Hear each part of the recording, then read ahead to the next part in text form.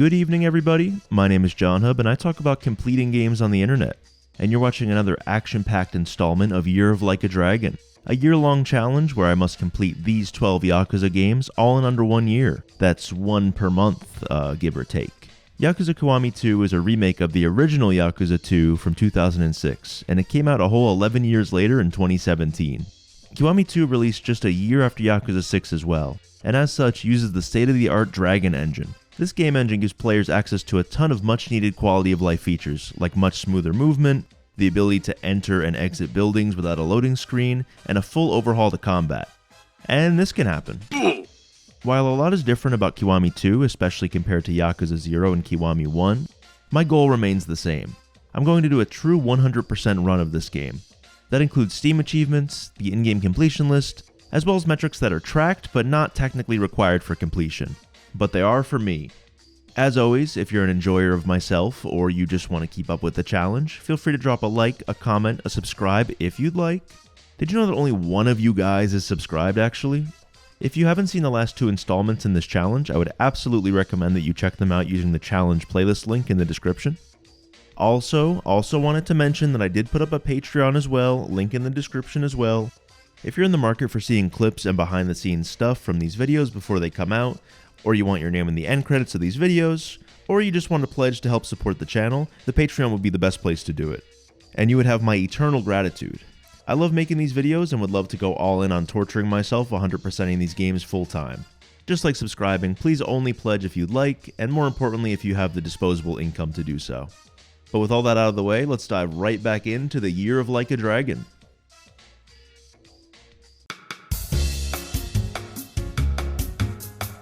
Yakuza Kiwami 2 is definitely the most different game I've played thus far for Year of Like a Dragon.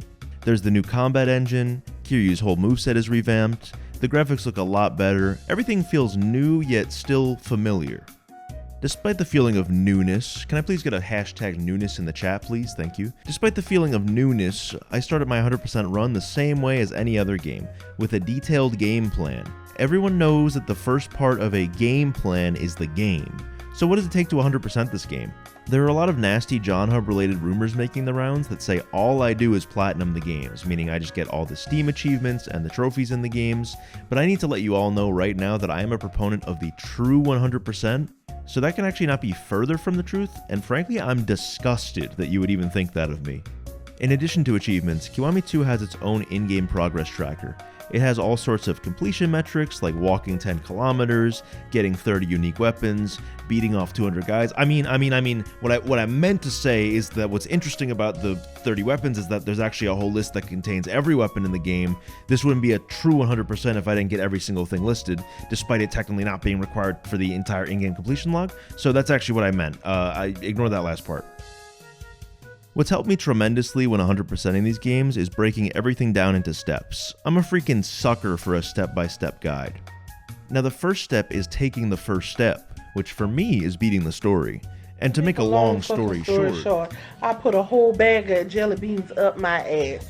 I had the tiniest bit of trouble on the first go to fight, but you earn XP by just progressing in the story, so I was pretty leveled by the end and basically had no other troubles. Anything I could have struggled on was negated by drinking a muscle soda as well, which is a vending machine drink that I can only assume was a developer oversight because it multiplies Kiryu's strength and lets you one-shot or two-shot most bosses with a single heat action. As if my story run couldn't be any easier, I was able to play the game on easy difficulty as well to unlock legend mode, which I'd need to come back for later in the run. With the story complete, I went to tackle everything else in the post-game, and I started with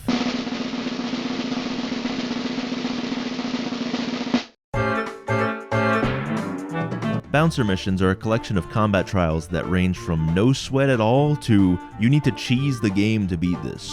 The biggest challenge present is that the use of healing or stab boosting items is not allowed, but I would still be able to sneak a muscle soda and enter into the missions with whatever bonus time was remaining.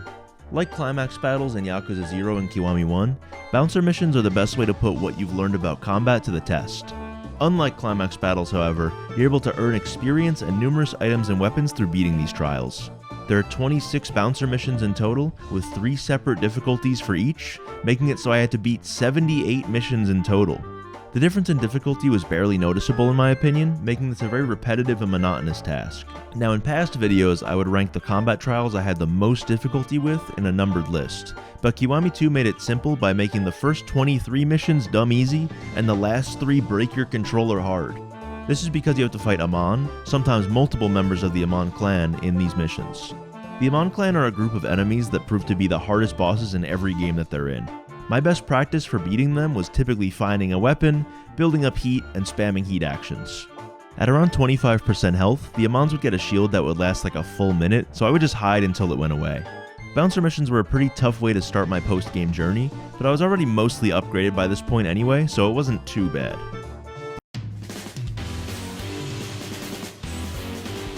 My fellow John Hub viewers, my hubbies if you will, I need to clear the air about something for a minute. I was recently wrapped up in an intense and slanderous YouTube smear campaign. A ton of people I have never met before in my life made some completely baseless claims about my character and jumped to ludicrous conclusions based on my actions. Now I'm not going to name names, but I think it's important that I tell you what they said at least. I've been accused of skipping cutscenes in all of the Yakuza games and not knowing what any of them are about. Now I will admit, there is some truth to these claims. I want to defend myself a bit by saying that I have played or beaten every game on this list except for Yakuza 3 and 5. For the sake of this challenge though, and in the interest of time reduction for the 12 games I'll be 100%ing this year, yes, I am skipping cutscenes.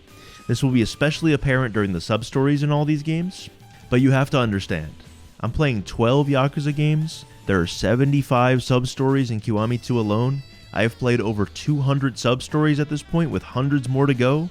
All of this to say, I'm sorry if you were offended by my actions, but in my client's defense, Your Honor, you weren't fucking there. Sub-stories in Yakuza games are what I would consider palate cleansers. They're brief, lighthearted moments of respite and humor before getting back to exposing blatant corruption in the Yakuza or saving a kidnapped child. Yakuza Kiwami 2 has 75 sub-stories, and my strategy for completing them was simple. Go to the nearest sub-story marker on the map, talk to a guy or fight someone to progress the sub-story, then move on to the next. And the most important ingredient, cutscene skipping. Oh yeah, baby! Oh yeah! Unique to Kiwami 2, there were a lot of sub-stories that actually required me to change the time of day or have Haruka accompany me. It made finding the last couple sub-stories a little bit harder to locate than it should have been, but I did it, and I'm a better person for it, you guys, even if I am a dirty cutscene skipper. The final sub-story is usually fighting one or multiple members of the Amon clan, but since I've already fought them multiple times on the bouncer missions, beating them here was an absolute cakewalk. And just like that, the bulk of my combat encounters and adventuring was done, but what remained would haunt me. Minigames are the cornerstone to 100%ing every Yakuza game. The inclusion or exclusion of a single minigame can quite literally make or break an 100% run of these games. Well, I'm happy to report that I didn't rip a single hair from my head in anger playing any of these minigames. In fact, they were all pretty pleasant and fun. The inclusion of cheat items made a lot of minigames that could be hard an absolute walk in the park. For the 100% run of Kiwami 2, there's an entire section of the completion list devoted to minigame challenges alone. In addition to that, Haruka's requests from Yakuza Kiwami return. These are challenges given by Haruka while traveling with her to increase your trust ranking with one another. While most of these challenges consist of going to restaurants and ordering specific dishes, minigames do account for some of Haruka's requests. In fact, here's a list of all of her requests right now.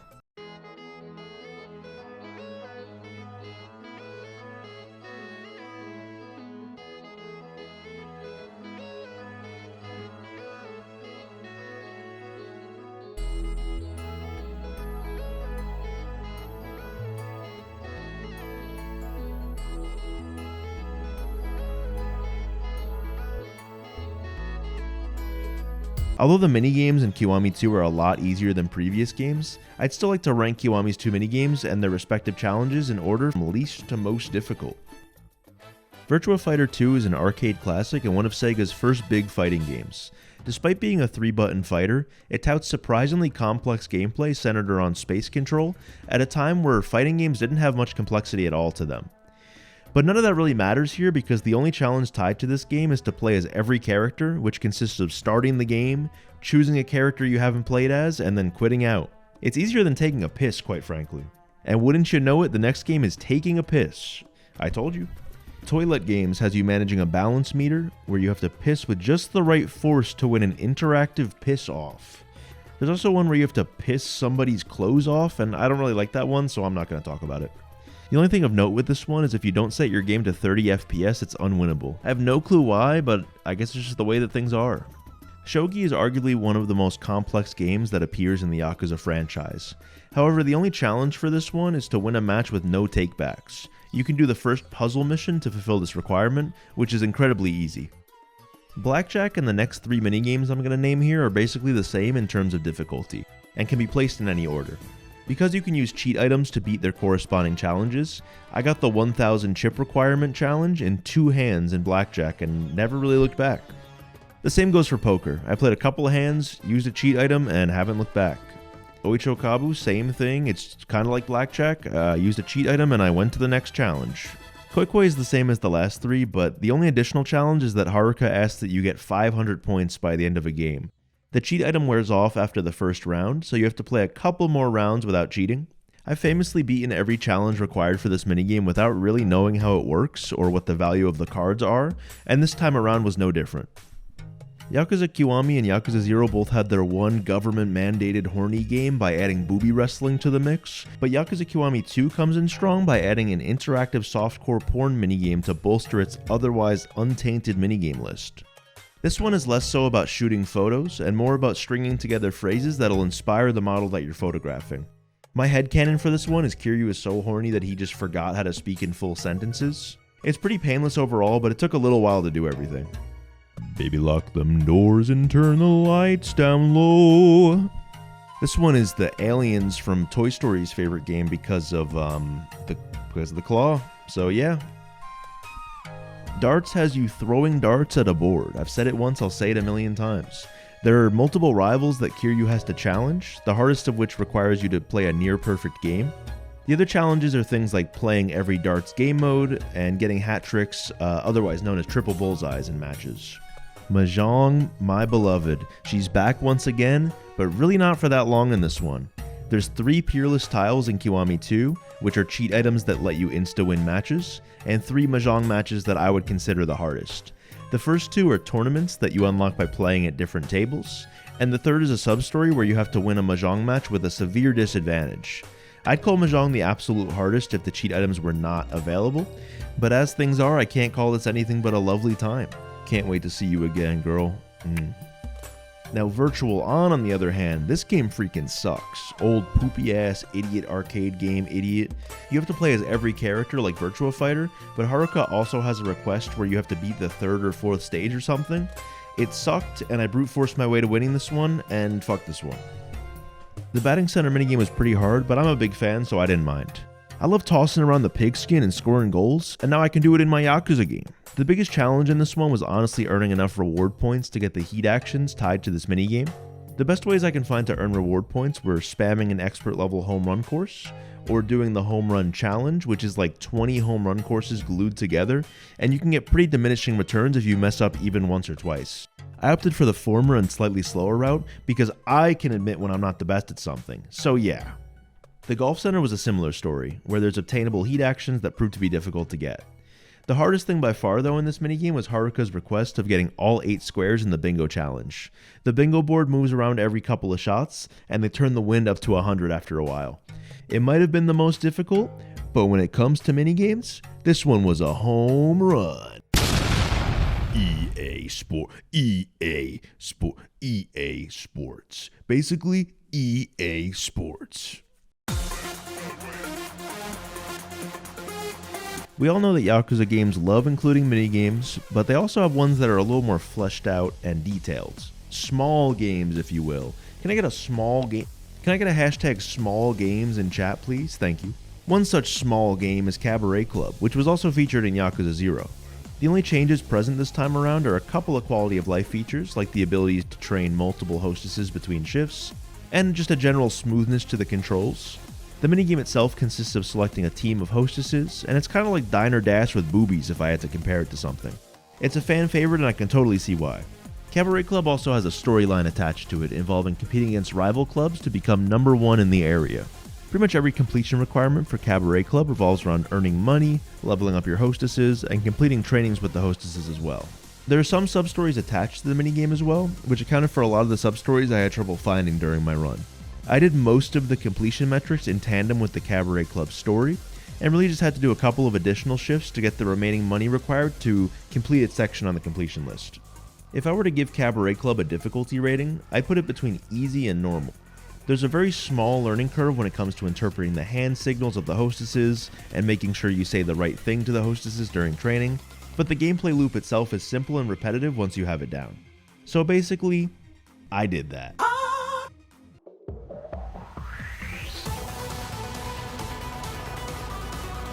He's the man, as you saw, Goro Majima. Majima Construction. Those words, the melody of the song, the little dance, if you can even call it that Majima does, they all play in my head each and every day.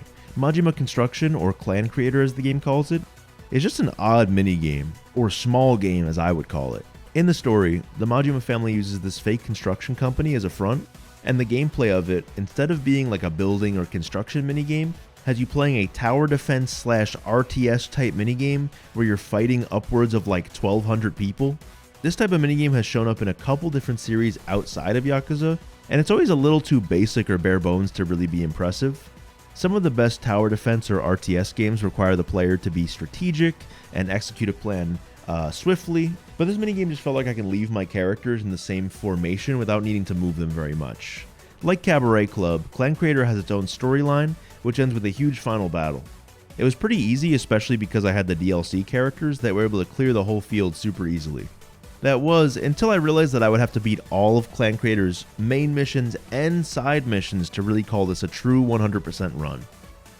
There were only a few side missions and they weren't really too bad, but the very last one, holy shit, I don't know what it is, but you have to fight over 2,000 enemies over 17 waves, and you have to fight in a very small area where you have fences defending everything until like halfway through when they're completely gone. They throw waves of ranged enemies that zone your units if you don't move them, and half of the waves include one or multiple bosses. The first 4 characters in your party have access to active abilities that you can use at a price, but the hard part was timing the cooldowns. If I used an ability at the wrong time, or didn't have enough money to afford to use an ability, it was game over. This mission alone took me about 3 to 4 hours to beat, and was by far the most difficult thing I had to do for this run. I'm glad I completed Clan Creator, but it really left me just wanting more Majima.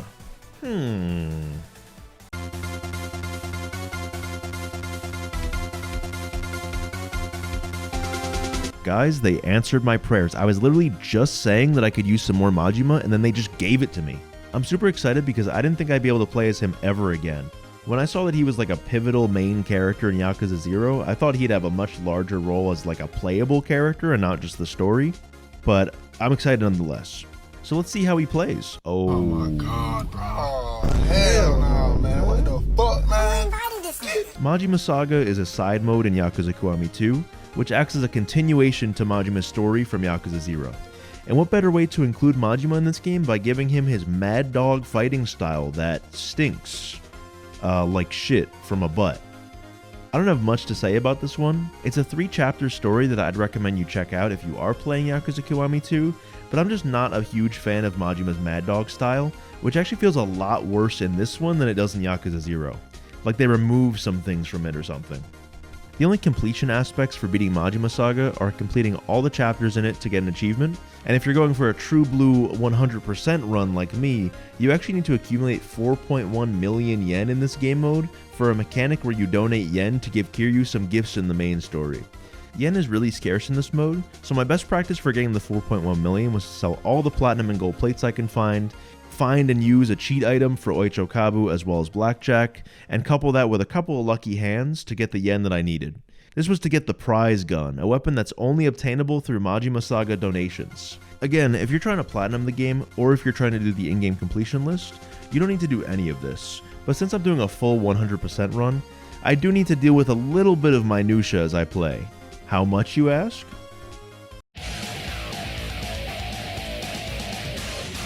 If I were to give out high school yearbook superlatives to every Yakuza game, I'd be giving Yakuza Kiwami 2 the superlative for most last-second annoying things that I have to do to 100% it.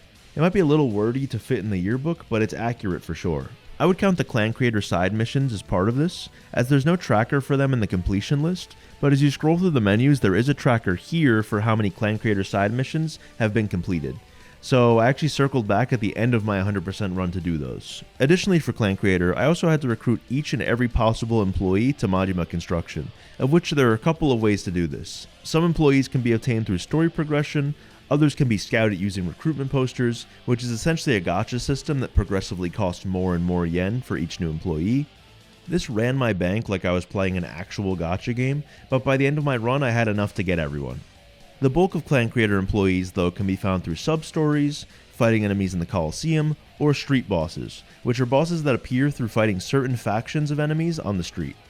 That's another thing too, there's 3 factions of enemies that you'll encounter on the streets of Kamurocho and Sotenbori throughout the game: Delinquents, Thugs, and Yakuza. In order to unlock access to each and every street boss, you need to fight 15 groups of each of these enemy types in random encounters in each of the game's cities. This required me to get my steps in and then some, because I would keep finding Delinquents instead of Thugs, or Thugs instead of Yakuza, and Thugs and Delinquents look similar so I can't even tell them apart half the time. And this would happen over and over and over. The street bosses themselves are easy peasy, but you do have to remember to talk to them afterwards to get them as employees. The same goes for Coliseum enemies as well as sub-story characters. If I can invent a phrase here, this was minutia incarnate. Another thing is that every Yakuza game requires you to have every food and drink on the menu at every restaurant. This time around though, ordering certain foods and drinks at the same time will give you a stat boost based on the combination that you choose. Yakuza Kiwami 2 also has a hunger gauge, and the way that it works is that you can order at restaurants after the gauge is full, but the food bonus will not kick in, nor will it track in your completion list. I had to figure this out the hard way too late, and ended up having to go to nearly every single restaurant a second time. Also, most of Haruka's requests revolve around ordering at every single restaurant again, so that's a third time I had to go to every restaurant. I'm full, man. Kiwami 2's specific spread of minigames just made completing the game more repetitive than it had to be. Stuff like the photo shoot minigame where you have to do the same thing like 20 times, bouncer missions where it's literally the same 20 missions 3 times each, clan creator with mostly easy missions that I had to slog through and one utterly impossible one. The gambling games were delightful and downright elementary though with the cheat items, so thank you for that. The biggest shock for me in these games is that you have to perform every single heat action for a true 100% run. In Kiwami 2, performing all of them was simple enough. The hard part was actually unlocking them in the first place. Heat actions can be unlocked using XP, through beating sub-stories, through finding tomes, through going to an acupuncturist whose shop isn't visible on the map, watching porn, and through many minigames like batting and golf. This was one of the last things I did in my run due to how many different things had to be done for all of these. The most minutial, if you understand my verbiage, the most minutial part of my Yakuza Kiwami 100% run by far though was collecting every piece of gear and every weapon in the game. Most if not all the gear in Kiwami 2 can be found in various shops around Kamurocho and Sotenbori. Finding every weapon however is another story. While a lot of the weapons in the game can be found in different shops, some are tied behind minigames like golfing, the game's 50 lockers that can be opened via keys scattered in random spots on both of the game's maps, as well as random encounters and sub-stories. It was pretty messy keeping track of all these weapons I had to find, but I finally got it done. Oh my goodness! Squidward! So guys, don't be mad, but there are 2 weapons that I missed, okay? The first is this Chinese saber, which the guides say can be found in certain encounters, but after grinding these gold suited guys for like 2 hours straight, I decided the weapon simply cannot be found. The only other known location for this weapon is an area that you go to during chapter 8 of this game's story. The other weapon though, the Patriarch's bowling ball, is actually completely missable. It's tied to substory 51, and if you don't choose the right dialogue option at the end of the substory, you actually can't receive this weapon. Despite it being missable, players are still able to complete the in-game completion list and all the game's achievements, as the game only requires you to find 30 unique weapons. You just can't find every single weapon and true 100% the game if you miss this.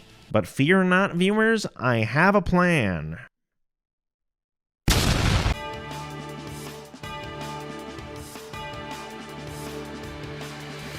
There are times in this life where I felt like I was at my wit's end, like it was the end of the world. There's some cutscenes in this world that can't be unskipped. But it's okay, because we have a second chance. A chance to right the wrongs that have been wronged. The last thing I had to do in my Yakuza Kiwami 2 100% run was Legend difficulty for the achievement, and along the way I'd grab the 2 weapons I missed along the way. Thankfully, you're able to do this on New Game Plus, making it quite an easy task. I stream my final moments with the game on twitch.tv/JohnHub for the adoring public to see. And gamers, it went a little something like this.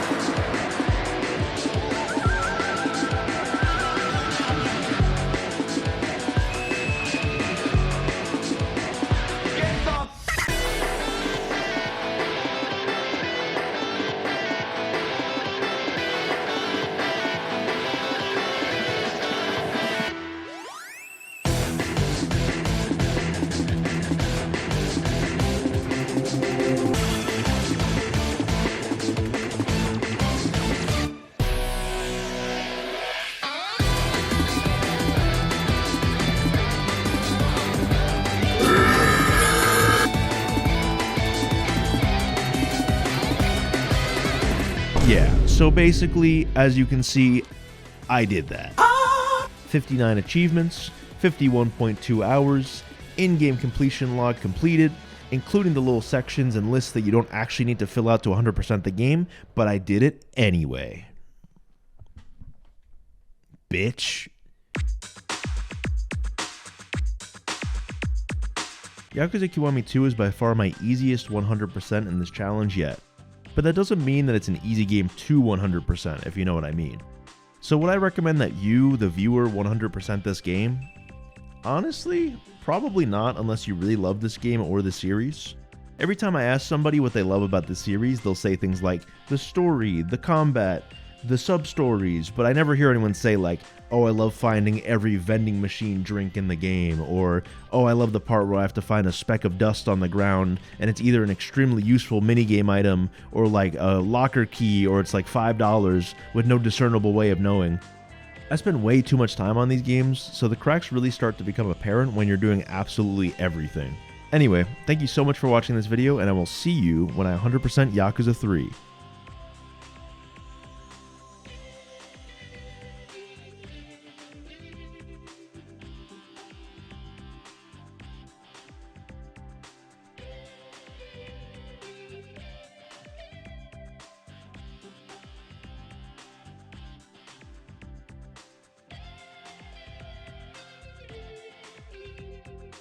Oh, you're still here. Well, good evening. You found the secret ending to the video. This is the ending where JohnHub didn't stay up until 5:30 a.m. editing this video and then making sure that it rendered properly and uploaded properly. Alright, well, if you stuck around this long, you probably got something better to do. If you got some work to do, make sure you do that work. If you have to sleep because it's late at night, do that, please. And have a good one. Peace.